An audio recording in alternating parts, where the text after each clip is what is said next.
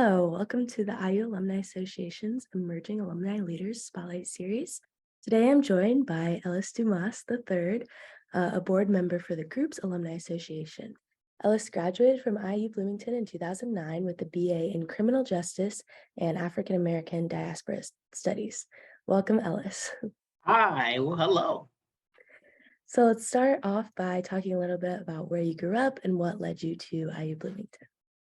So, born and raised in Gary, Indiana. That's right up north, right before you cross over the border. I am what they call a region kid. What led me to IU was the groups program, actually.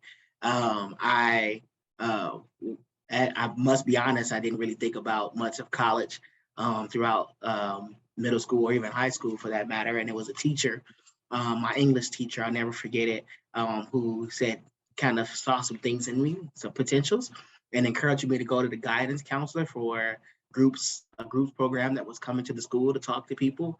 That sparked a little interest. I signed up, stayed in contact, made the roster for groups. I was a first generation, I am a first generation college student.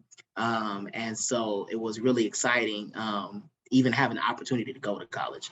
So that sparked my interest. I came and did some of the connections, of course, did the summer groups program and fell in love with IU and wouldn't change it, not one bit. That's awesome. Could you talk a little bit more, maybe explain to people that haven't heard of the Group Scholars Program and how it impacted your experience at IU? Oh, wow. Yeah. And so I know the groups program recently expanded and now is at the Indiana University Northwest campus.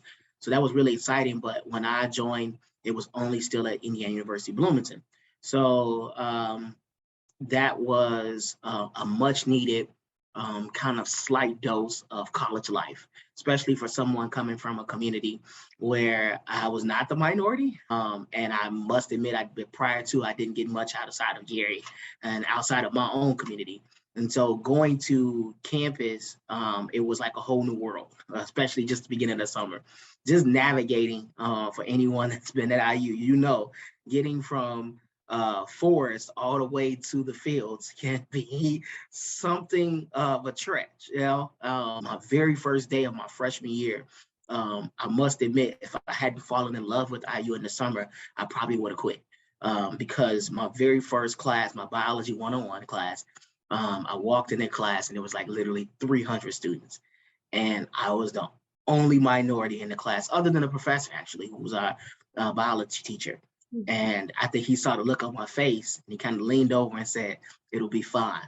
That was a scary sight because, again, I've always been in that situation where I was not the minority. And so this was like a culture shock for me to kind of be the oddball out. So it helped me grow a new love, saying that this is just one experience. Don't let this taint your overall thought process of the school, of the campus, of what's going to be to come.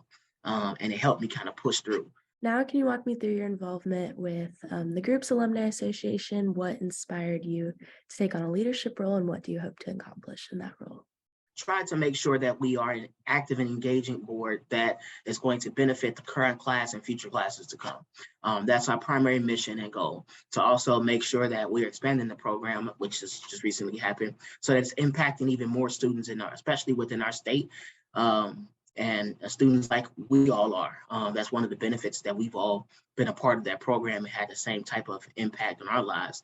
I do it simply because someone did it for me. Someone sat on the other end and said, we need to make a pathway for students that would normally not come to college, and to a traditional college and have a traditional experience. And so because of that, there are more like me out there who still want that pathway. And when you open that road, they're really going to draw down it. My simple goal is to make it as easy as possible. I don't believe when I say easy, meaning that they won't face any adversity or tribulations or have to push through a long night of papers or anything like that, but make it as easy because there's no financial burden, or make it as easy as that we provide supports that they can do it in their own community if they don't feel comfortable enough stepping outside of their community at this time. Well, thank you for all your work and making those opportunities possible for students in our state. That's awesome. And finally, what advice would you give to a young groups alumni from IU wanting to get more involved with the group's alumni association? Just do it. That's simply it. A lot of people think that when they have to jump on an alumni association or get involved with any type of alumni program, that there's going to be a lot of, I think the scariest word is fundraising requirements. Oh, you have to raise so much money, you have to do so many things.